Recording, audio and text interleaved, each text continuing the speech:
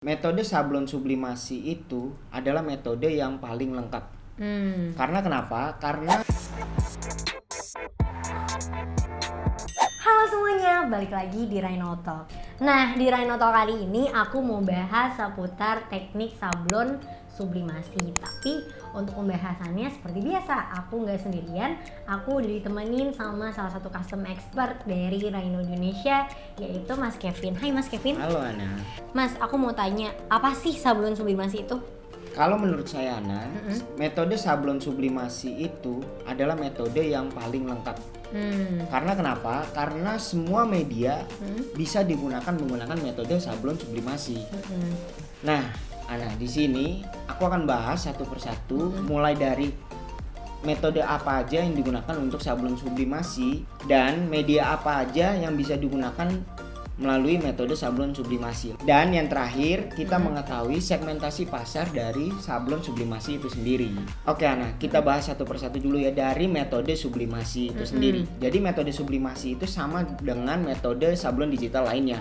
Oke. Yang membedakan adalah metode ini dicetak menggunakan tinta sublim dan kertas sublimasi itu sendiri gitu. Jadi karena menggunakan tinta, metode sablon sublimasi ini bisa mencetak warna dengan full color. Nah, di sini aku akan bahas Ana, metode sublimasi itu outputnya apa aja sih, media apa aja yang bisa kita gunakan. Yang pertama itu ada tekstil dan yang kedua itu ada merchandise.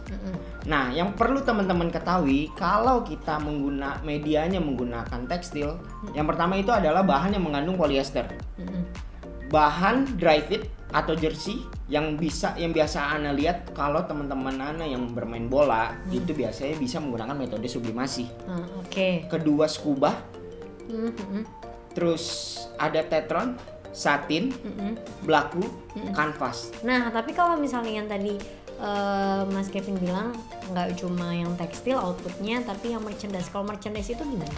Kalau merchandise itu sablon sublimasi itu juga bisa digunakan untuk merchandise seperti tumbler. Yang kayak ada di depan aku nih. Betul. Tumbler, botol sport, ya. Ya, gelas. Ada seperti kaca juga nih, ada kaca, cermin, ya kan? Mika juga. Frame gitu ya. Frame ya.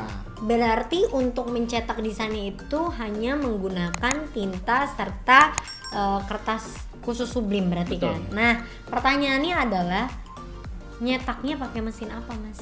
Nah, untuk mesin print apa yang digunakan? Yaitu teman-teman bisa menggunakan printer rumahan yaitu Epson L805 untuk skala kecil.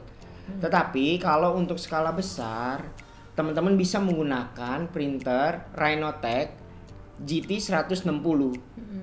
Dan untuk melakukan pengepresan, teman-teman bisa menggunakan mesin press RSM01 atau RSM02. RSM01 dan RSM02 itu mesin press untuk sublim tekstil atau sublim yang merchandise kayak gini nih, Mas. Jadi Ana, RSM01 dan 02 itu diperuntukkan untuk bahan-bahan atau media-media yang datar. Seperti contoh seperti tekstil, dry fit, tatakan gelas, mika, frame, dan lain sebagainya yang datar. Sedangkan RSM 03, 04, dan 05 adalah mesin press yang digunakan untuk media yang bentuknya 3D seperti tumbler, botol, terus casing handphone, pokoknya yang mug, yes, gelas kayak gitu-gitu. Oh, jadi gitu ya Mas Kevin ya. Ternyata si metode sablon sublimasi ini tuh punya segmentasi pasar tuh yang luas banget berarti ya.